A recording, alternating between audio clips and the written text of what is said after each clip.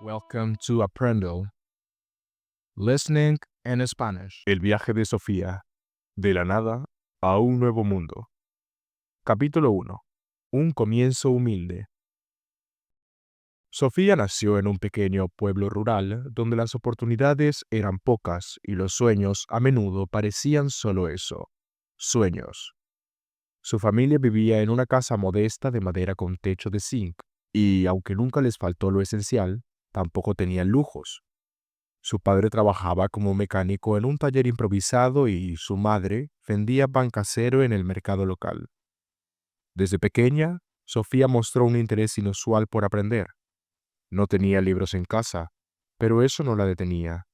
Cuando iba a la escuela, se quedaba hasta tarde en la biblioteca leyendo cualquier cosa que encontrara. A veces se llevaba prestados libros y los devolvía antes de que el profesor notara su ausencia.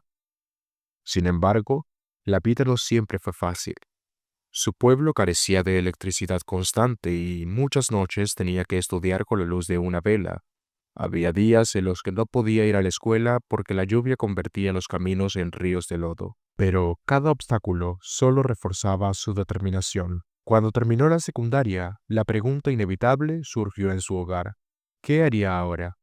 Sus padres no tenían dinero para enviarla a la universidad, y la opción más lógica era quedarse en el pueblo y trabajar. «Hija, aquí puedes ayudarme con el negocio de la panadería», le dijo su madre con ternura. «No es fácil, pero al menos es seguro». Pero Sofía tenía otros planes. Quería estudiar medicina, no porque buscara riqueza, sino porque desde pequeña había visto cómo la gente en su pueblo sufría por la falta de doctores. Muchas veces, enfermedades tratables se volvían tragedias por la simple falta de atención médica.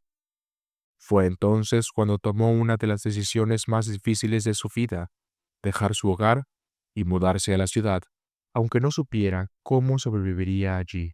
Llegó a la ciudad con una maleta pequeña y una dirección escrita en el papel, la casa de una prima lejana que accedió a alojarla por unas semanas mientras encontraba un trabajo.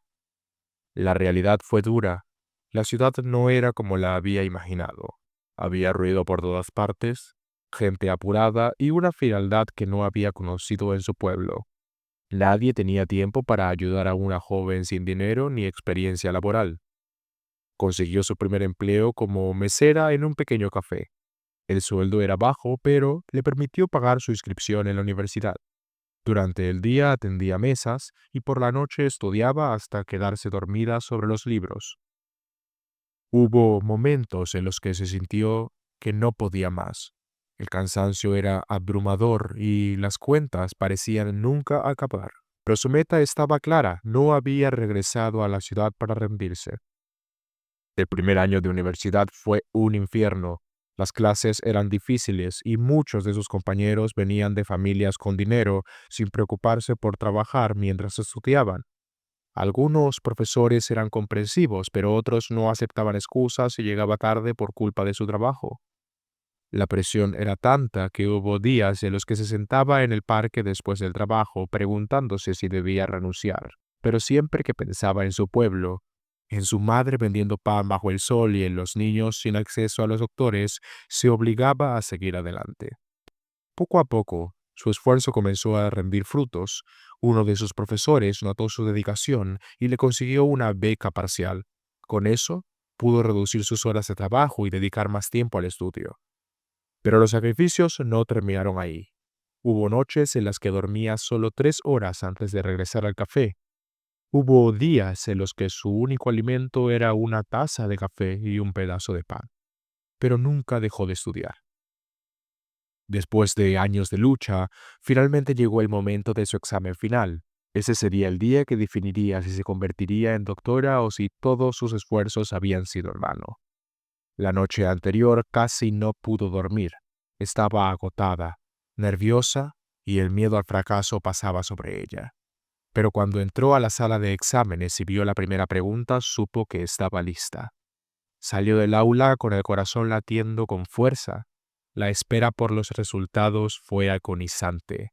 Durante días se preguntó si había cometido errores, si había respondido todo correctamente. Y entonces le llegó la noticia. Había aprobado. Se quedó en silencio, procesando esas palabras. Todo el esfuerzo, las lágrimas, las noches en vela habían valido la pena. Sofía, la joven del pueblo sin recursos, ahora era doctora. Años después, cuando terminó su especialización, regresó a su pueblo, esta vez no como una niña con sueños inciertos, sino como la doctora que siempre había querido ser.